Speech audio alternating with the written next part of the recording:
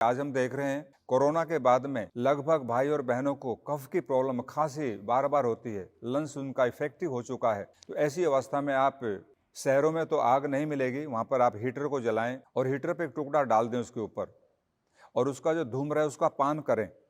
नासिका के द्वारा उसको अंदर सांस ले लेंगे तो इसको लेने से हमारी खांसी एकदम ठीक हो जाती है। आज हम देख रहे हैं कि हमारे परिवार का सबसे ज़्यादा पैसा अगर कहीं खर्च होता है तो सौंदर्य के साधनों पर होता है, लेकिन वे सौंदर्य के साधन बिना हल्दी के नहीं हो सकते। तो हल्दी खाने से भी और उपटन लगाने से भी हमारे सौंदर्य को बढ़ाती है। हमारे देश में एक परंपरा थी, अब तो मुझको पता नहीं, जब शादी होती थी किसी लड़के या लड़की की तो 8 दिन पहले से उसके शरीर पर हल्दी का लेपन किया जाता था।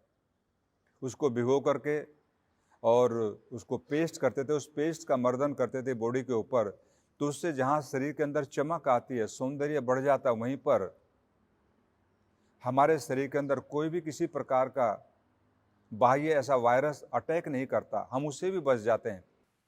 कई प्रकार के ऐसे रोग हैं जो किसी भी दवाई से ठीक नहीं होते, लेकिन हल्दी उसमें सबसे कारगर है।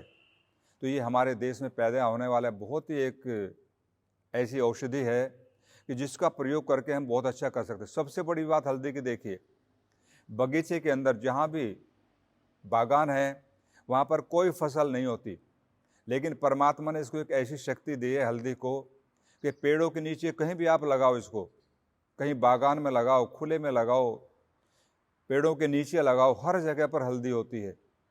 इस पर किसी भी पेड़ का प्रभाव नहीं होता और ये हर बीमारी को प्रभावित करती है। तो हम हल्दी का प्रयोग करें, खाने में प्रयोग करें, इसको उपटन में भी प्रयोग करते हैं, इसका धूम्र का भी सेवन करते हैं, क्योंकि आयुर्वेद में 3 तरह से चिकित्सा की जाती है।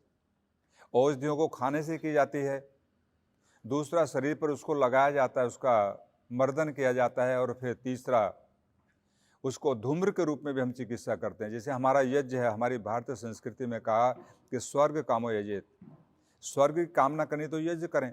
उसमें जो हम सामग्री डालते हैं, घी वगैरह डालते हैं, तो उससे हमें श्वास के द्वारा आरोग्य मिलता है। तो ठीक वैसे ही हल्दी भी हमारे शरीर के लिए उपयोगी है। आप इसको खाकर भी प्रयोग कर सकते हैं, शरीर पे इसका उपटन भी लगा सकते हैं, उसको धूम्र के रूप में भी आप इसको नासिका से इसका श्वास के द्वारा ले सकते हैं। तो कहीं से भी आप प्रयोग करेंगे तो ये बहुत उपयोगी है, आप इसका प्रयोग करें।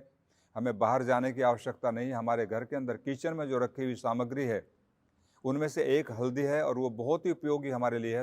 आज हमारे देश के काफ़ी भाई और बहनें जो बाहर चले गए, जो NRIs हैं, वो कई बार हमको मिलते हैं। बोले जब हम वहाँ पर गए हमने देखा तो लोग हल्दी को खाते नहीं हैं, वो बिना हल्दी के सब्जी बनाते हैं। और हमने जब उनके गुणों के बारे में उनको बताया तो उनको आश्चर्य हुआ कि नहीं, ये तो केवल कलर करने के लिए, इसकी आवश्यकता नहीं है। लेकिन ऐसा नहीं है, हल्दी अपने गुणों से भरपूर है और इसके इतने गुण हैं आप सोच नहीं सकते। तो आप उसका प्रयोग करते हुए मैंने जिन चीज़ों के बारे में बताया, आप इन पे प्रयोग करेंगे तो निश्चित उससे आपको लाभ मिलेगा और इसका कोई आपको कहीं बड़ा मूल्य भी नहीं देना होगा। ओम।